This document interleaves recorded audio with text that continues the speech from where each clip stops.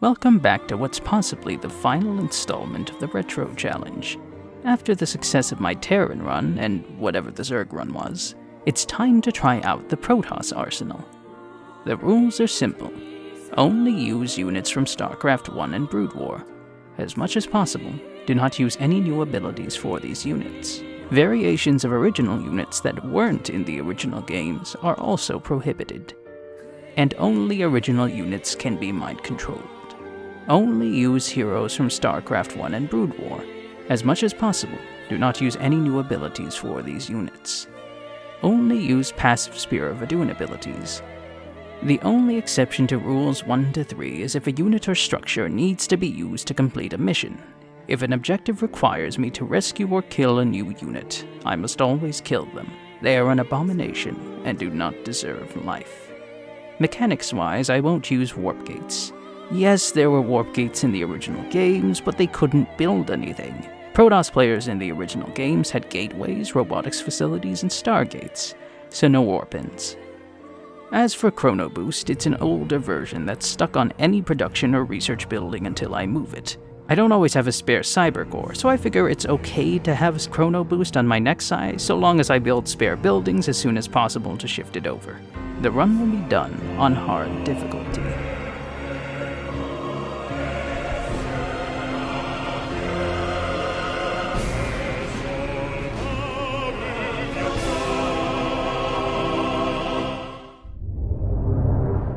Zeratul is searching for a way to defeat Amon, a fallen Xel'Naga bent on destroying all life in the universe.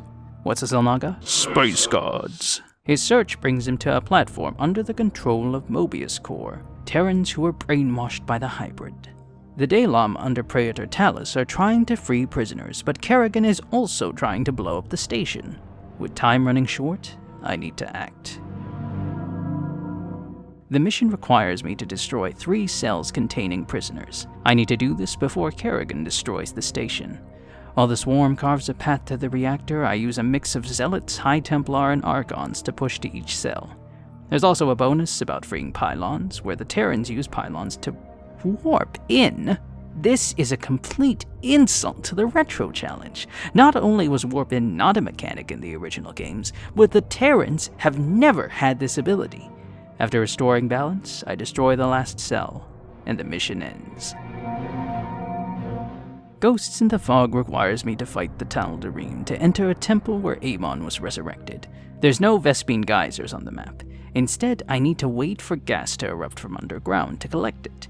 All of my units except Zealots require gas, so it's time for pain. Initially, I use a mix of Zealots and cannons for defense. After harvesting enough Vespene, I mass High Templar and Archon to push through the map. The bonus is to destroy 3 rock formations, which provide me with a permanent source of Vespene. One of them is on an island, which most of my units can't reach. So I use High Templar to clear it. Eventually, I breach the main base and end the mission. Oh, sorry, I forgot to change the title. I start the mission with Zeratul and some useless stalkers. After executing them, I try to challenge myself by I have to use Blink. I decide to only use Blink and to run past everything else in the level. I need to get Zeratul to avoid Catalyst and destroy it. There's several air defense cannons I can destroy as a bonus, but there's far too many cannons to deal with. Unfortunately, there's too many enemies and detectors throughout the level, despite my best efforts. I can't beat this level like this, so I lower the difficulty. Zeratul destroys the Void Catalyst and has to escape. I just barely managed to escape, letting Talus die because she's not in the original games. With Kerrigan off fighting Amon, Artanis leads the Golden Armada to retake Aiur. Zeratul pops in and starts spouting some nonsense about awakening the Xel'Naga or whatever. But they didn't come all this way to look pretty, so Artanis orders the invasion to begin. It's time to retake Aiur. I'm given a huge army to clear 3 warp conduits of Zerg, and I could only use Zealots.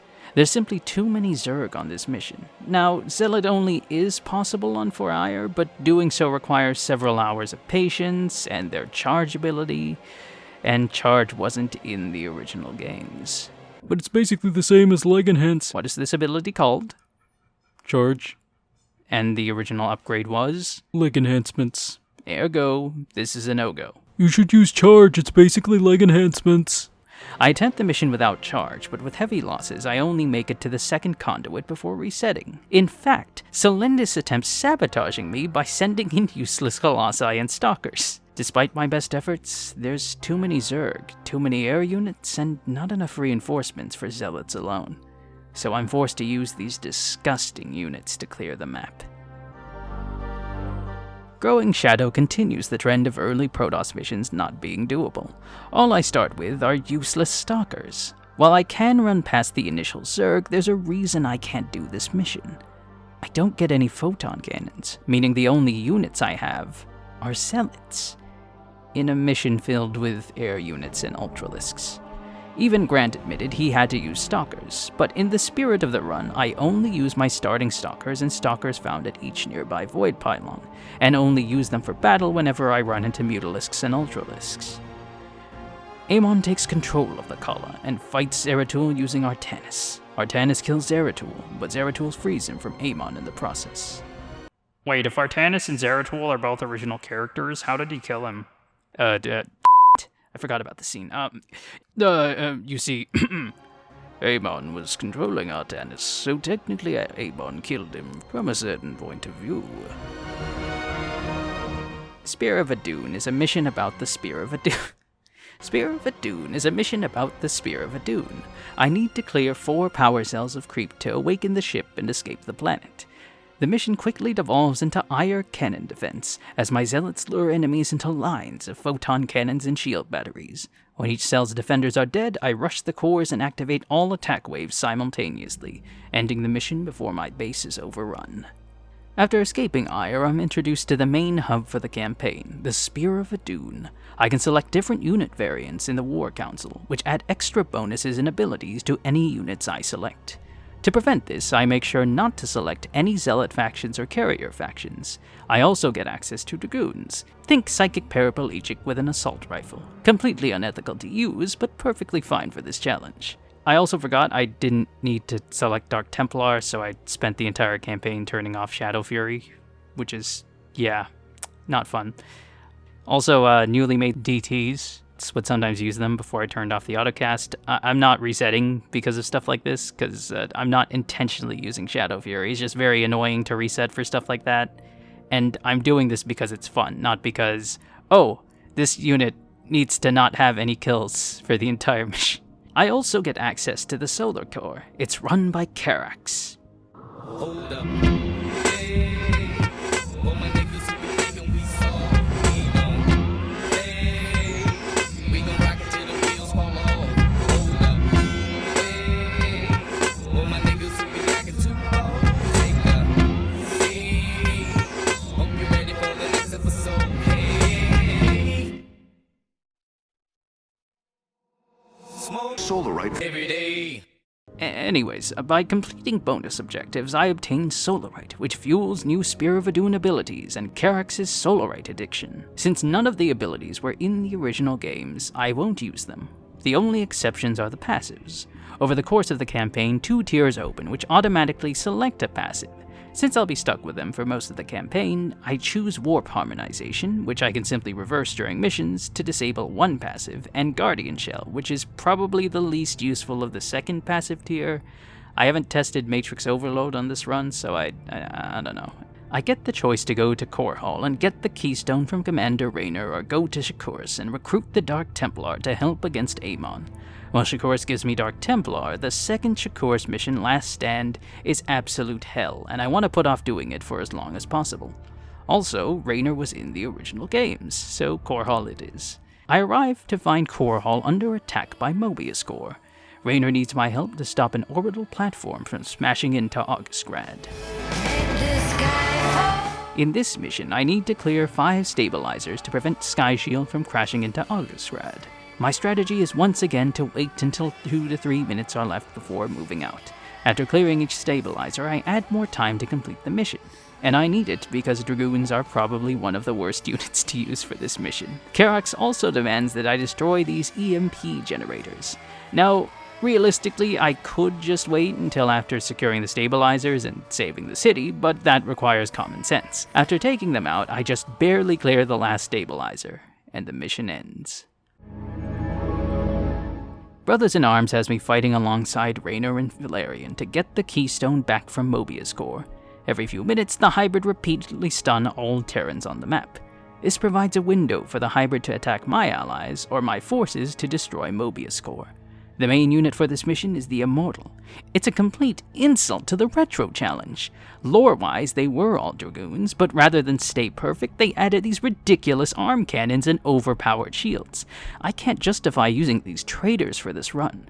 So for early defense, I build walls of shield batteries and photon cannons to protect both Raynor and Valerian's bases. I can't beat the hybrid at the beginning, so I use my forces to stall until my allies wake up to mow them down. After building up enough Dragoons, I split my army up. Since the hybrid usually alternate which base they attack, I deploy one group to defend an avenue, while the other clears the opposite side. This allows my allies to push forward and establish outposts. Since it's too expensive to fortify each outpost, I let the hybrid kill everyone to buy time for the Terrans to awaken at the main bases. Some of you may die, but it's a sacrifice I am willing to make. In the meantime, I tear through Mobius lines. With the way clear, our forces secure the keystone, and the mission ends. Please relay my appreciation to Commander Raynor. Hey, you got it, Skippy. Skippy? You are a worthless, friendless little piece of shit whose mommy left daddy. I head to Glacius to awaken the Purifiers. Who are the Purifiers? Robot Protoss. They're replicated from the greatest warriors in the Empire. Think of every great general we've ever had. Alexander, Caesar, Napoleon. Now imagine robot duplicates. Such is the way of the Purifiers. Unfortunately, the Taldarim are also here. Forbidden Weapon requires me to reach the technology vault before the Taldarim blow it up. I need to race against Alarak's evil energy beam and fight through Protoss lines with only Zealots and Dragoons. Wait, Carax, what are you doing? These sentries were left behind. Let me activate them. They are quite effective at restoring shields to nearby warriors. After repelling the initial attacks, I purge the sentries and build up my army. With my limited arsenal, I struggle to keep up with the beam, but manage to slowly push my way to the... Nearby sentries online. After focusing down several warp prisms and rushing the vault, I just barely make it to the objective, while the beam's already touching it. You wish to see me, Phase Smith? Artanis, it is good to see you, young Executor. Phoenix? How can this be? It was his cloned personality that was used for the Purifier prototype. I head to Shakuris to recruit the Dark Templar for my war against Amon. Who are the Dark Templar? Space ninjas. With the planet under attack by Amon's Zerg, Matriarch Vorazun asks for aid in evacuating the capital Telemetros. She's Rajagal's daughter, by the way. In this mission, I need to clear 4 launch bays of creep to help evacuate Telemetros. I get access to Dark Templar, cloaked warriors which were in the original games. Since there aren't many detectors on the map, they're perfect. Every so often, the warp conduit is attacked by void thrashers, these disgusting tentacle things that weren't in the original games. With enough DTs, they die fairly quickly. Whenever I run into detectors, I use Dragoons to lure the enemy out and ambush them with DTs. Once an area's defenders are thinned, I push through. Eventually, I bring down the last Void Thrasher and clear the final launch bay, ending the mission. Last Stand is absolutely insane. I need to defend Zelnaga Temple until 1 billion Zerg arrive on Shakuris. I also have to destroy 3 Zenith Stones before overloading the temple. Since attacks ramp up over time, the only window to do so is early in the mission. I immediately send my forces to kill each stone, only returning to base to repel the early attacks. To destroy each stone, I once again use Dragoons to lure enemies in and ambush them with my Dark Templar. Once the stones are destroyed, I build up lines of shield batteries and cannons. The idea is to use my Dragoons and cannons to snipe any overseers, while my DTs take care of any ground forces. The strategy isn't perfect, and I oftentimes find a ramp or two completely deprived of DTs before I can kill the detectors. Eventually, Hybrid begin assaulting the base on all sides and my defenses are overwhelmed. The vile Carax demands that I hold for 1.5 billion Zerg to smoke more solarite. But there's too many. I reach 25 minutes, and the mission ends. There's too many Zerg on the planet, but Vorazun came up with a brilliant solution. You see, technically they can't infest the planet, if there is no planet.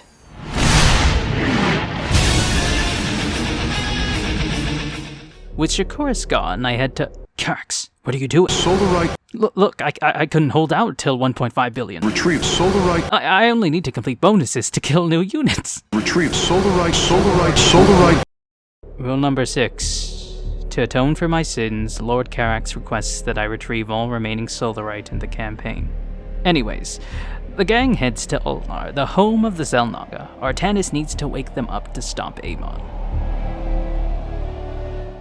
Temple of Unification requires me to secure 5 locks to delve deeper into Ulnar.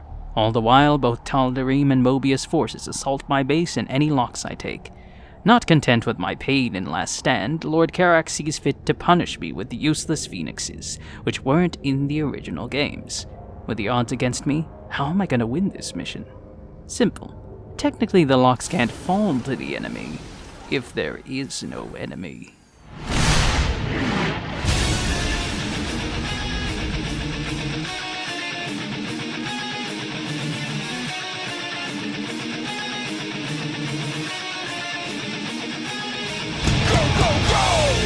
Pull back from the enemy base. Rock and roll! We must focus on the celestial lock. Enough!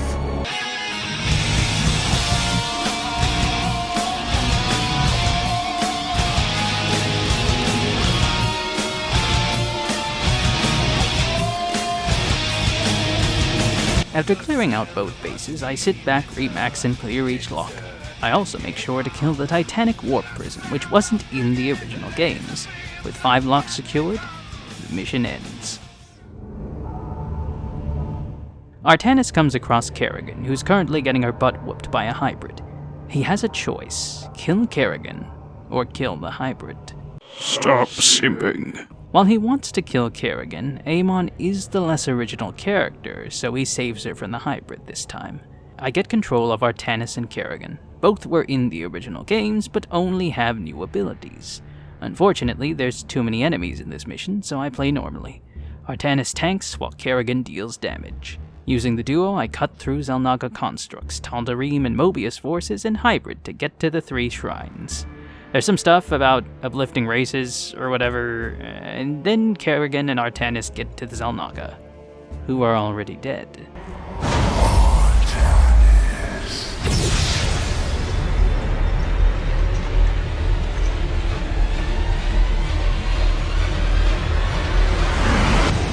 Behold the form of your god.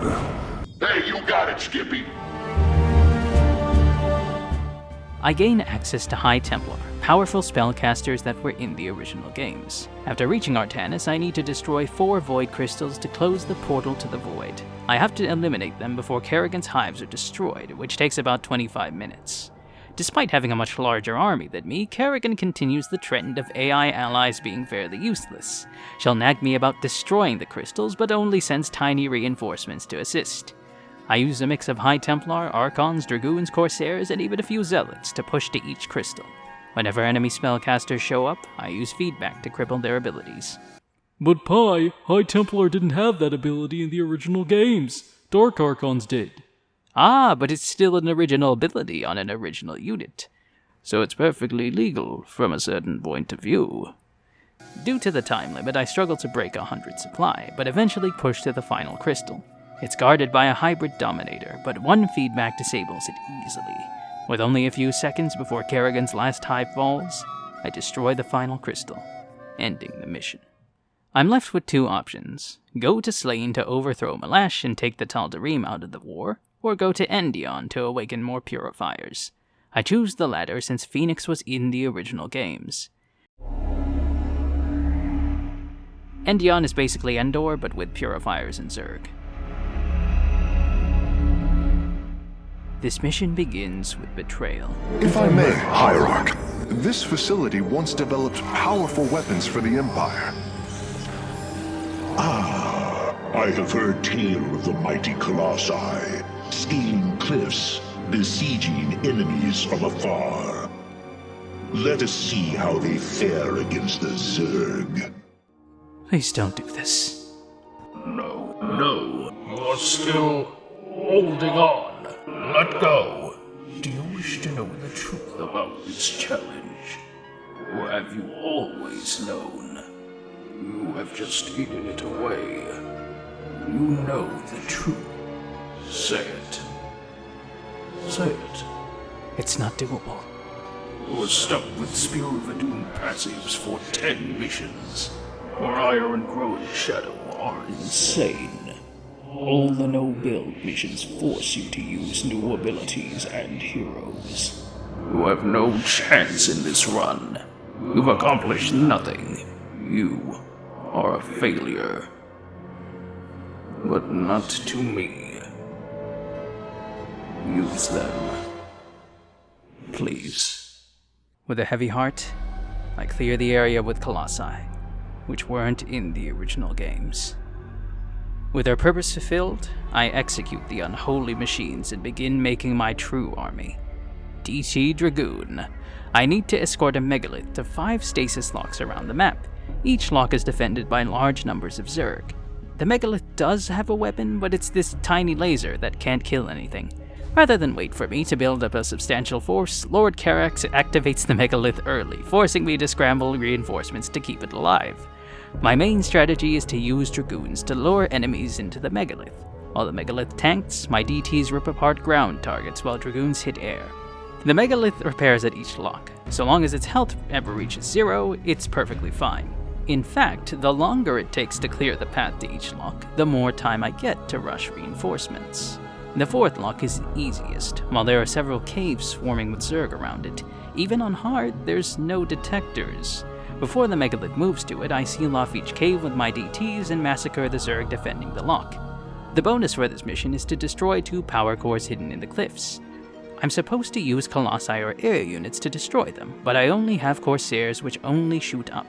Without air-to-ground units, how am I going to reach them? Oblivion awaits. You see, there happens to be 2 Guardians by the 4th stasis lock that I can mind control with my Archons. Guardians are painfully slow, but excellent long-range bombers from the original games.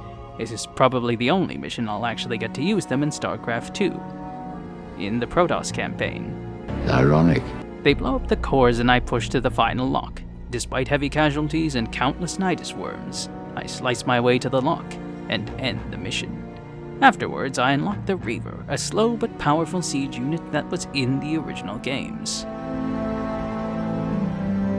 Purification requires me to destroy 12 null circuits around the map. After clearing each null circuit, an army of purifiers warps in and clears a section of the map for me. I also need to defend the core matrix, which keeps the station afloat. I go Reaver Dragoon this time, on a mission where I have to return home often. Look, I really want to use Reavers. To push to each set of null circuits, I once again use the old bait 'em with Dragoons, kill 'em with the stronger unit approach. It works, but I have to return home midway through the attack. Lord Karax suggests killing this defenseless Warden, which wasn't in the original games. It also has solarite, and so it must die. A shame. Karax, do what you must. Understood, Phoenix. I will see the solarite is recovered properly. With each section cleared, attacks on my base slow down. I clear half of the— gotta go back to base. I clear half of the map, then 3/4, and finally, after countless fungals, I blast through the final trio of circuits. The Purifiers secure Cybros, but Endion is completely overrun. There's no way to defeat the Zerg in open combat. So Purifier Kalarian comes up with a brilliant solution. Technically, they can't infest the planet, if there is no planet.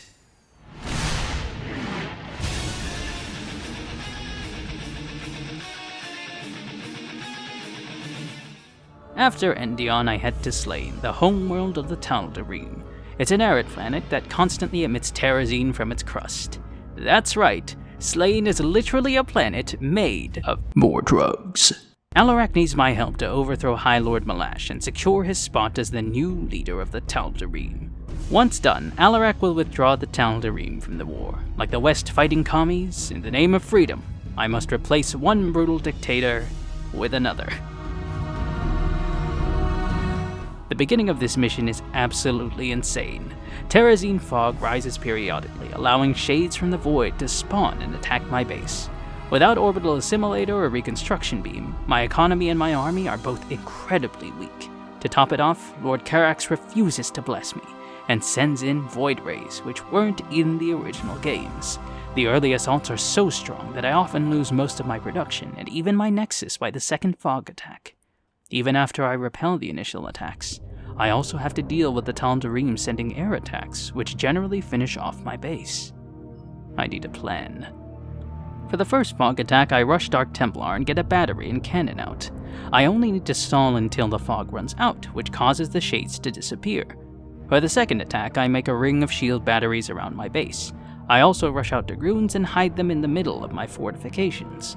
When the attacks come, they remain safely behind a line of production buildings and batteries. Eventually, I take the expansion and add Reavers, Corsairs, and Dark Archons to my army.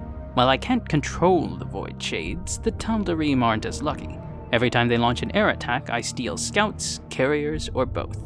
This marks the only time in the run that I use Scouts, the main Protoss fighter in the original games.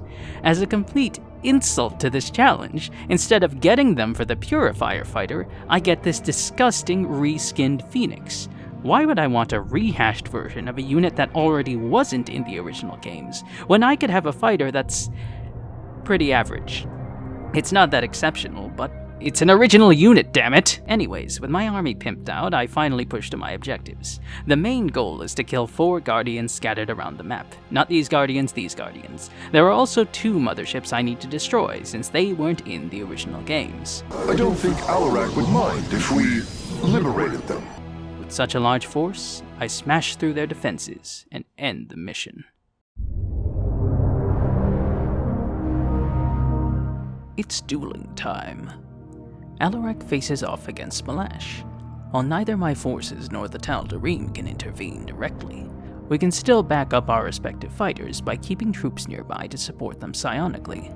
I need to help Alarak push Malash all the way to the pit on the opposite side of the map. If Malash pushes Alarak to my pit, he dies, and I lose.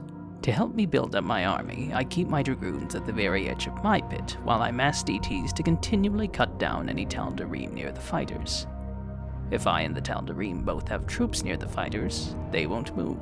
Consequently, there are at least 2 spots on the map where Alarak and Malash can be halted. The idea is to stall as I get my economy and army up to speed.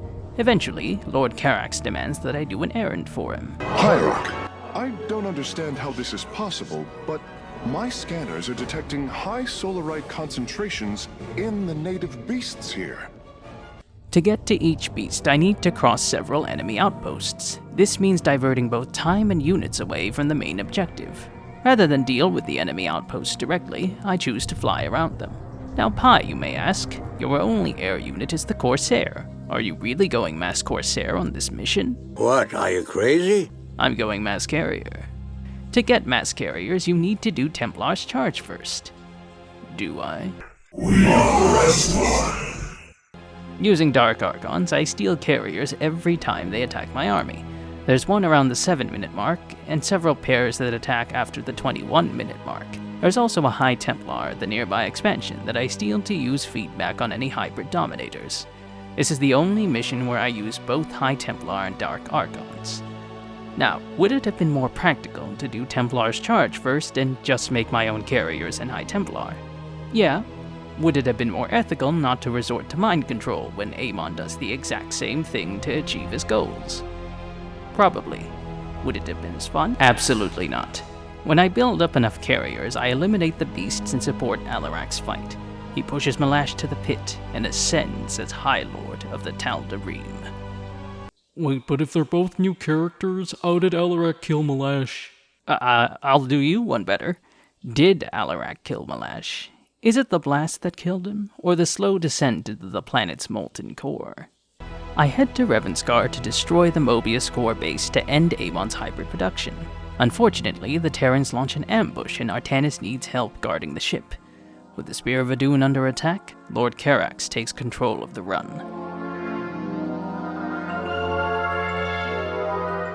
Lord Karax grants me carriers, powerful capital ships that were in the original games.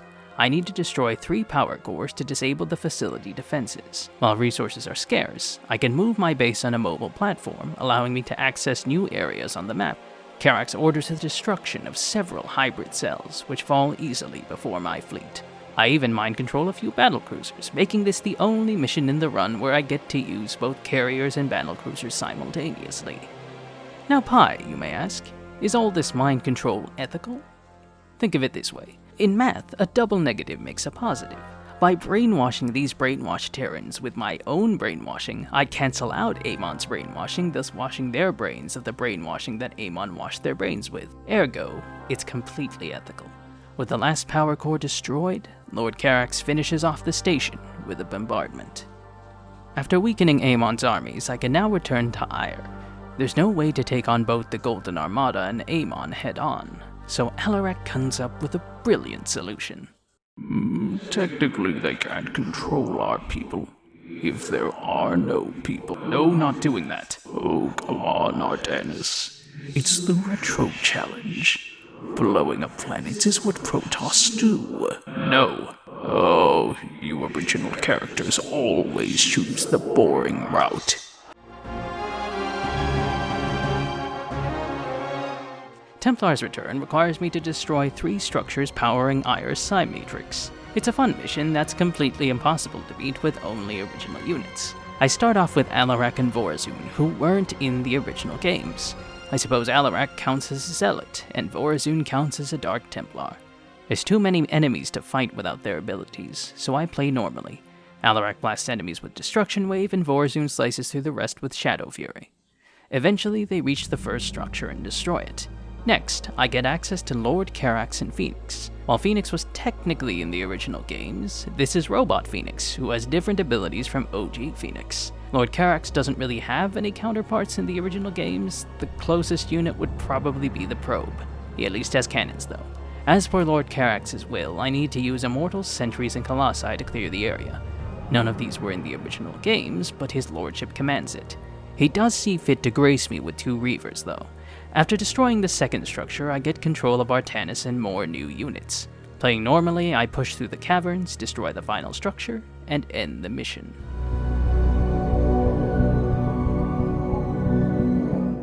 It's time to destroy Amon's host form. To do this, I need to destroy 5 void shards scattered around the map. In the meantime, I'm repeatedly attacked by waves of void shades. For early defense, I use a mix of DTs and Dragoons. Unfortunately, as useful as this army is, they won't last when attacking the void shards.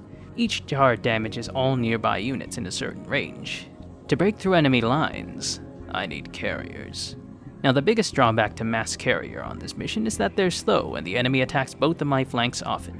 If I'm on the offensive, how do I return home in time to save my base? More field stabilized. With 1 arbiter for each flank, I can instantly recall my fleet home whenever needed. With their cloaking field, arbiters also provide an extra degree of protection for my ships. After clearing several sites, Vorazun, Phoenix, and Alarak send their armies into the map. Despite taking heavy losses, I eventually destroy the last shard. Amon's host form awakens, and the following happens. All vessels, ready your weapons, now! My life for Aiur! I have returned. Cassade Templari. Adun Toridas.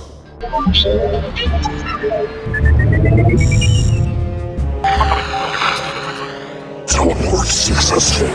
It is a good day to die. More field stabilized. Carrier has arrived. We are as one. Power overwhelming. Templar, unleash your fury!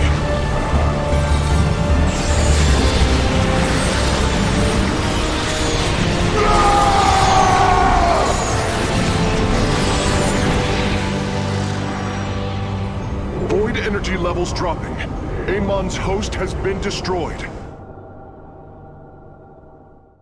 Robo-Phoenix also tells me that he no longer wishes to be called Phoenix. Instead, he takes the name Talendar, which means one who bears a strong heart. It pains me to hear it, but as welcome as Robo-Phoenix was, he could never replace the original.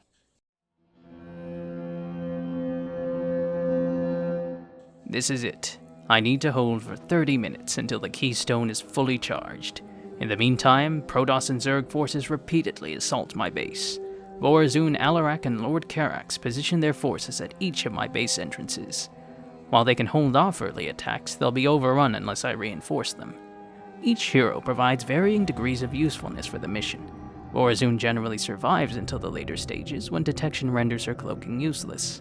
Lord Karax is the most useful, since buildings work faster when near him. Thus, I make stargates by his entrance to speed up carrier production. Alarak is generally the least useful hero, as he usually charges into battle and dies in the first attack. Heroes don't respawn for some reason, so once they're dead, I can't rely on them anymore. I take a page out of Giant Grant Games' Deathless Run and trap Alarak inside a ring of shield batteries. I don't plan on keeping him alive indefinitely, but his destruction wave will help kill the early attack waves until I can get a large enough fleet to support him. But Pi, isn't it cheating to use non-original heroes? As I said for the Odin and Engine of Destruction, if the AI is controlling them, I'm not responsible for what they or their passives do. Since it'll take time to build up my economy and mass enough carriers for each entrance, I rush out Arbiters to stall. Stasis Field freezes all enemies in an area for a short period of time. It's invaluable for cutting enemy assaults in half and buying time for reinforcements to arrive. The Golden Armada begins attacking the Spear of Adun, and aside from the passives, each ability is disabled as the mission progresses. Of course, this being the retro run, there isn't much of a difference. When the keystone gets to 90%, an unending wave of Protoss rushes against all 3 entrances. The main entrance is nearly breached, but once again, Stasis Field comes in clutch as I simply freeze each group in place until the time runs out.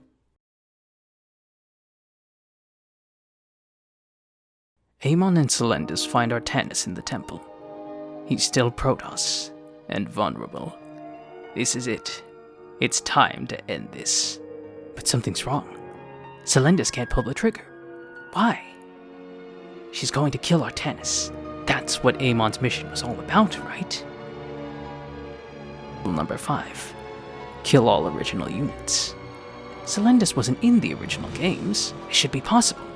Unless a unit is unsure of which game they originated in. I request elaboration. You are familiar with the thought experiment Schrödinger's cat in the field of quantum mechanics. Naturally. A cat is placed in a box. A Geiger counter measures a small radioactive substance, so small that over the course of an hour, an atom may or may not decay. If even the smallest amount of atomic decay is detected, a vial of toxic gas is smashed and the cat dies. But until the box is opened at the end of the hour, there is no way to tell if the cat is alive or dead. It could be either. In the same way, your status as an original character is also unconfirmed. If Blizzard never confirms it, never opens the box, it could be said that you are neither original nor sequel character. Oh. But this paradox is based on a flawed understanding of quantum mechanics. I know, I'm just stalling. The keystone sucks in Amon, and the Protoss free themselves from the Khala. With nowhere left to hide, Amon is thrust back into the void.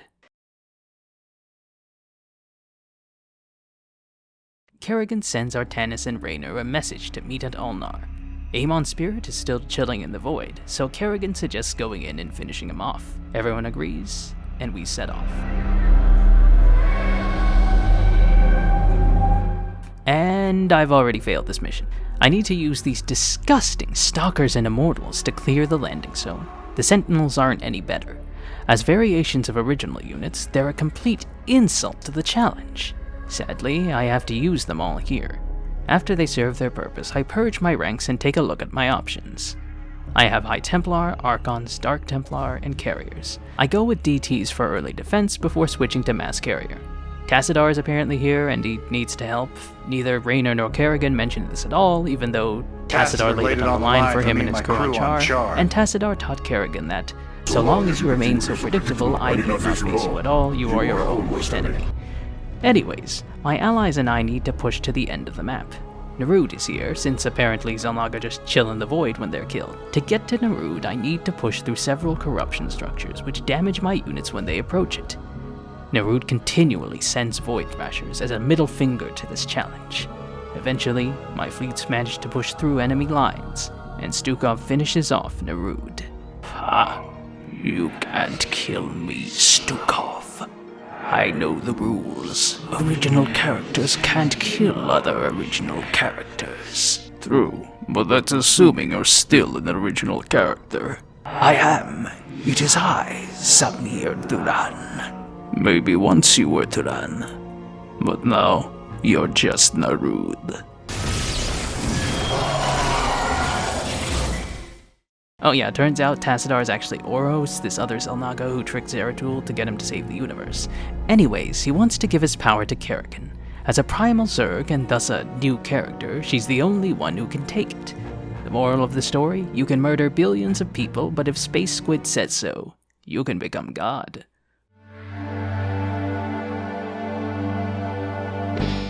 Essence of Eternity is also a failure because I need to rely on Kerrigan's new Xel'Naga beam thing.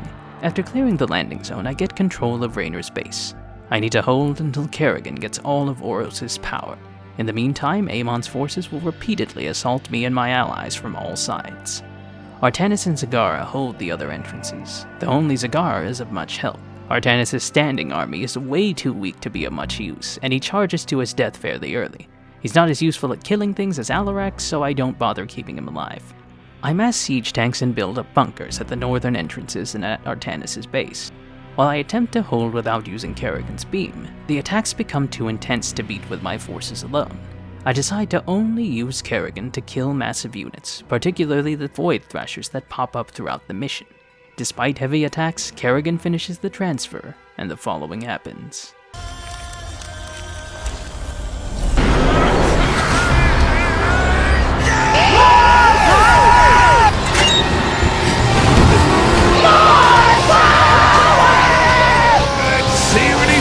Time.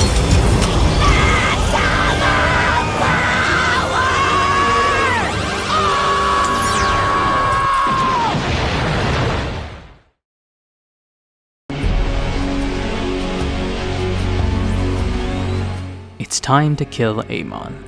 I get control of the Phoenix Xel'Naga Kerrigan and the Zerg. Raynor and Artanis also have bases throughout the map. I need to destroy 7 Void Crystals before fighting Amon. Each is defended by a series of weird tower things with various abilities. There's also several Void Rifts that constantly respawn enemies on the map. The longer the mission goes on, the more enemies spawn. Initially, I try to rush a Lurker Den for defense. I try to rush Mutas and fly around, but they're too weak to survive being near the Void Crystals. I also try massing Torosks and Hydras, but the enemy attacks are too fierce and my army is taking too long to destroy the crystals. I give up and use Xel'Naga Kerrigan. She can fire powerful beams, heal my units, teleport my units back home, and completely wipe the map of enemies. It's clear that this mission is supposed to be done using her. After steps of the Rite and salvation, I need a break. Amon tries ripping apart my bases and chunks of the map, but eventually I break through enemy lines and destroy the last Void Crystal. Kerrigan finally approaches Amon. He's still Xel'Naga, and vulnerable. This is it. It's time to get revenge. But something's wrong. Kerrigan can't finish him off. Why? Rule number 2. Use only heroes from Starcraft 1 and Brood War. But even if she's Xel'Naga, she's still on some level an original character, right? Kerrigan realizes the truth. This is what it was all leading to. Becoming human again, becoming primal Zerg, gaining Xel'Naga power, all new versions of herself, all new characters. And as much as she wants to kill Amon, she can't kill him because she's no longer of the original games. Amon smirks. He's won. Or has he? Executor, Amon has been weakened, but I fear we have sustained heavy damage ourselves. I will steer the Spear of Adun into a collision course with Amon. If I can channel enough original energies through the hull of the Spear of Adun, I should be able to bring swift death to the accursed abomination. Remember us, Executor. Remember what was done here today. May Tassadar watch over you. Fool, the Spear of Adun can't hurt me. It wasn't in the original games. No, but I was. When the light and dark sides of our energies are united, our power is undeniable. There is no shame in defeat, so long as the spirit is unconquered. And I say to thee, this shall not come to pass. Aiur shall not fall. I want a piece of them, all right. I'm in. You represent what is greatest in us all, and all our hopes go with you. Entaro Adun, brave sons of Aiur. Then let our actions speak for us. For Adun. For Aiur.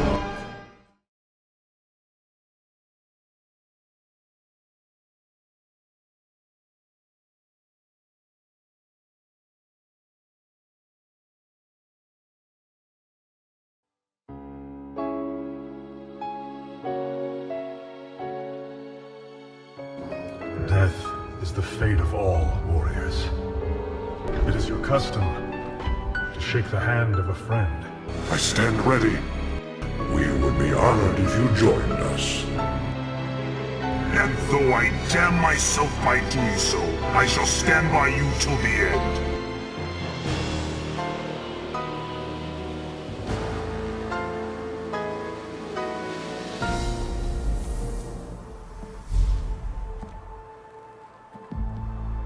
Raynor, can you still throw down with the best of them? Phoenix. Hell.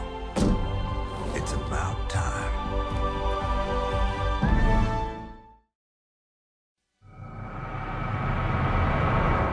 So can you beat Starcraft 2 Legacy of the Void using only Starcraft 1 units? Kinda. When it comes to the prologue, 2 of the 3 missions were doable with only original units. For the main campaign, 14 of the 19 missions are doable with only original units. None of the epilogue missions are doable by default since I'm forced to use new upgrades and units. This brings it to a grand total of 16 out of 25. Now back to the main question of this series. Can you beat StarCraft 2 using only units from StarCraft 1? No.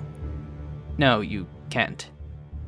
As much as I hate to admit it, you can't really beat StarCraft 2 with only StarCraft 1 units. And unfortunately, it's not meant to be. Throughout the series, I poked fun at the differences between StarCraft 1 and StarCraft 2. But as much as I wish the sequels were like the original games, they aren't, and they never will be.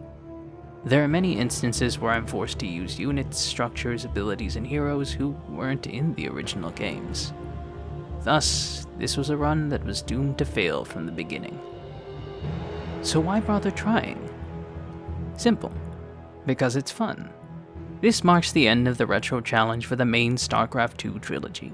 I'm not sure if I'll do a Nova Covert Ops Retro run since none of the original characters return and half of the missions require me to use Nova in some form, but I might give it a go if people want me to. As for the next challenge series, I'll try to beat I have journeyed through the darkness between the most distant stars.